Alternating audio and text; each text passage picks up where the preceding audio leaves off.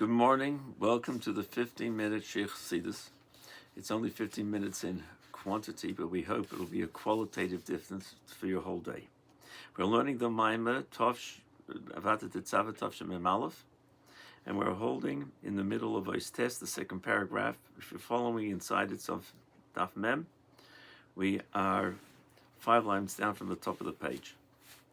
And the theme of this Ois is that Kosus Lamoyer refers to the time in Golus where Yidden are no longer under an oppressive situation, like after the time of the Nes of Purim, but still in Golus under Achashverosh, and also nowadays after the fall of communism, when we're living in freedom to be able to learn Torah and do mitzvahs in an expansive way.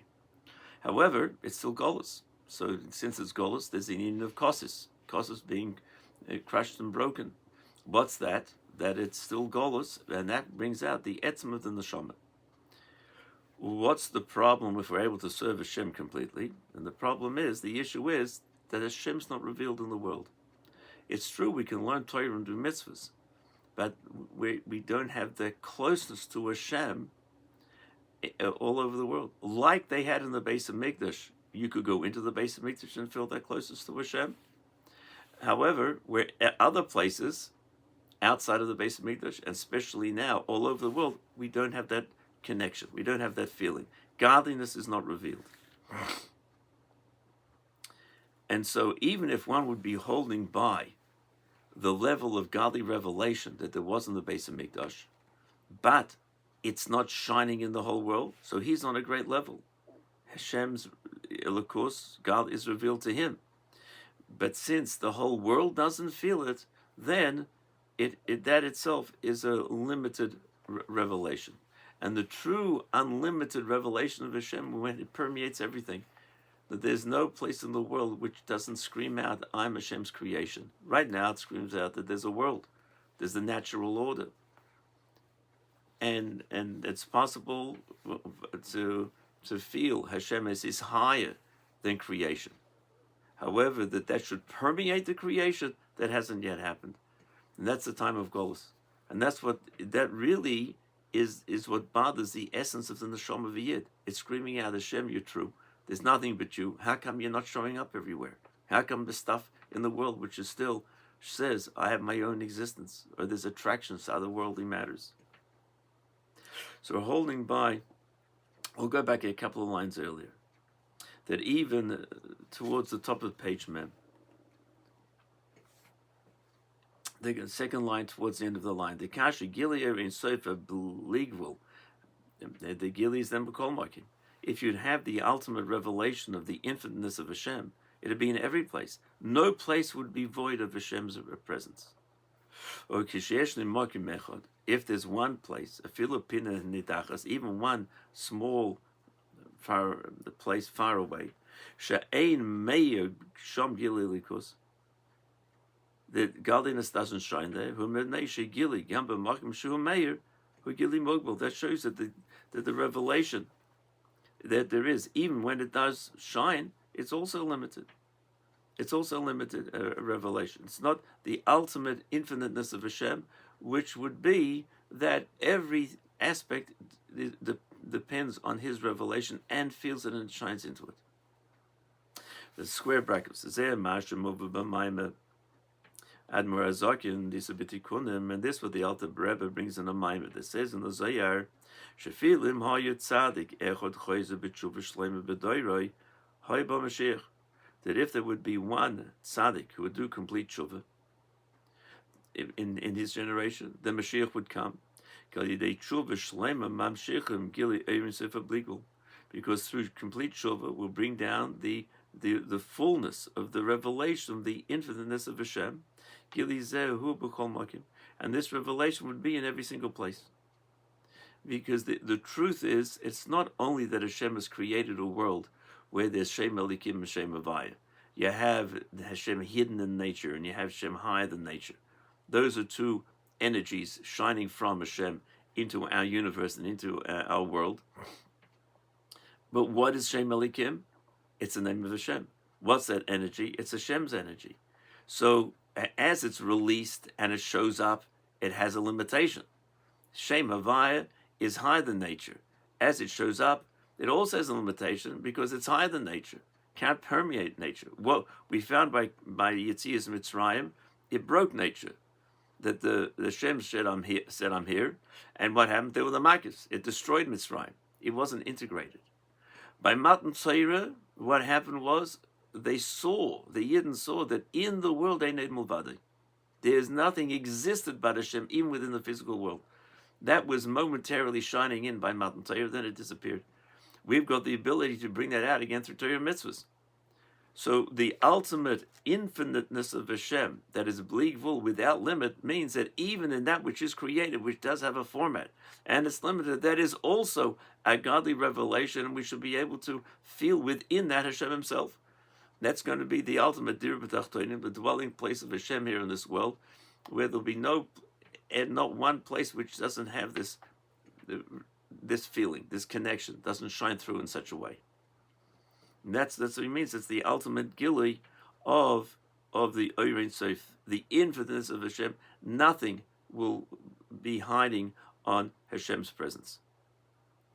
Now, that can only come from the very essence of Hashem being revealed, because in all the levels of revelation, you have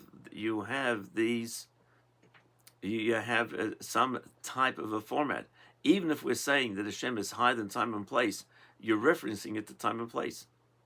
There's time and place, and that's our existence. There's a level higher than time and place, which is unformatted in that way, but we still have a reference point. And so the ultimate Ein Sof is that there's no reference point, and just everything shows that this is Hashem's world. A further insight after the square brackets, and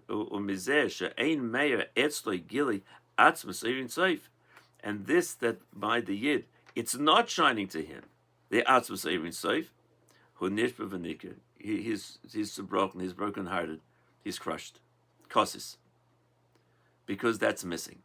You have Torah, you've got misses, you've got parnasa, everything not like it was under the persecution, but on a deep down spiritual level, and the inner identity of who am I as a Yid. I'm only want to be connected to Hashem and nothing else, and that should be shining everywhere in the world, and it's not there, I can't take it. Al derech vel the square brackets val derech yidua shachoyle gematri memtes. The word choyle is one who's sick, is the gematria of memtes 49. Shigam kishemasik, and it shows in the deeper level. Kishemasik memtes shari bina el shechosel loy sharanon hu choyle, and that shows that if somebody is memtes, you go the memtes shari bina. The highest levels of understanding of godliness, as it is in the world of Atzilus, bin of Atzilus. Nevertheless, you're missing the last one. That's called Chayla, because it's not fully embraced and connected with Hashem without any limit. For you do masha kosav et semach tzedek shahay nishma mereina Rabbein shmasa edim adam hazakin, and it's well known that the Tzemach Tzedek gave over. The Tzemach Tzedek was the grandson of the Alter Rebbe, the third Lubavitcher Rebbe, and he gave over this that he heard from the Alter Rebbe. He would say often, in a state of dveikus, of wanting to be attached to Hashem. This is what he said: Ich will ze gar nicht. I don't want anything. Ich will nicht dein Gan Eden Elyon. Ich will nicht dein Elam Haba Chulu. I don't want your Gan Eden. I don't want your Ilam Haba. I only want you yourself. This is what the Alter Rebbe would say in a state of Dveikus when you're attached to Hashem. Gan Eden and Ilam Haba are revelations of godliness. They are where it shines that this is there is no physicality. There is no physical, and the same way as when the Shoma leaves the Guf. There's no physical in Yonim. There's no pleasures. We become what we call a no body.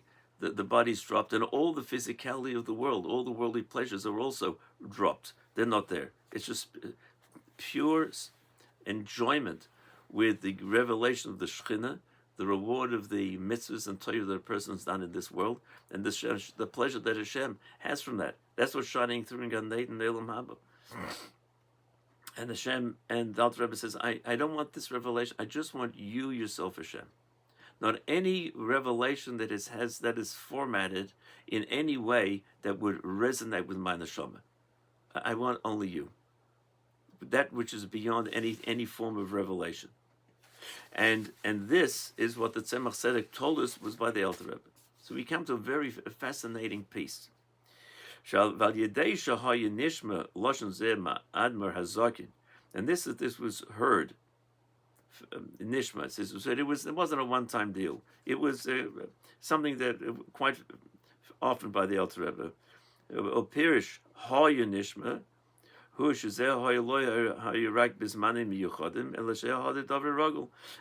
that he says haya nishma, it was heard from him. It wasn't a once in a while thing. It was a regular experience that he had. This is what was shining within him. This was his inner energy, what he was looking for. And the Tzemach Tzedek told us. So Befrat Yachish in this person, Malidei Tzemach Tzedek, and especially after it was given over by the Tzemach Tzedek, who was the Rebbe in his times, is Hoyanitten Koyach Lochel Echad V'Yechad Miyisrael Shekik Iritzoni Yigili Atzmus Ad Kedei Kach Keshe'ein Mea Gili Zeh V'Mikolshkein B'Zman HaGolus She'ein Mea Filu Gili Oyer Shoy B'Zman HaBayis. And this that so much so that every yid, it could be revealed in every yid. This should be his inner ones. That every person has the koyach to bring this out. How do we have this? The Tzemach Tzedek gave it over to us. In other words, as we learned early in the Maamarim, you've got the Moshe Rabbeinu of every generation. Is Pashtus of the Moshe in every generation, which the neshama that includes within it all the neshamas. This is the Tzemach Tzedek was one of those neshamas. And this that he gave over to us means that as it is by the head, so it is by the rest of the body. The head's uplifted, giving an energy, so all the parts of the body flow through. The neshama, the head neshama, the Moshe Rabbeinu neshama is in a mode, and that flows over to everybody else. So this is the Tzemach Tzedek told us over. This gives the koyach for every yid to be able that his main will should be that and want should be godly in revelation, and that so much so that if it's not shining by him, and how much more so in the time of Golus, where we don't have even that which was shining through in the base of Mikdash, who b'masav the kosis, we're in a state of kosis, of brokenheartedness and crushed. Mavakish gimel panim b'chol yoyim, or yosem, 3 times a day at least. That we should see the returning of your godliness, of you Hashem, with peace to Yerushalayim. Then, when Mashiach comes, then there will be godliness revealed till the revelation of the essence of Hashem. There will be nothing hidden whatsoever. And that's what it means, kosis l'moyer.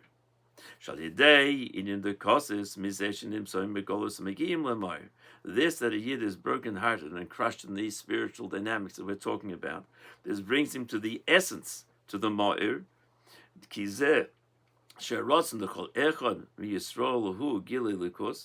that is that the inner will of every yid, there should be godliness, revealed godliness. And this, until this is relevant to his very essential being and identity. And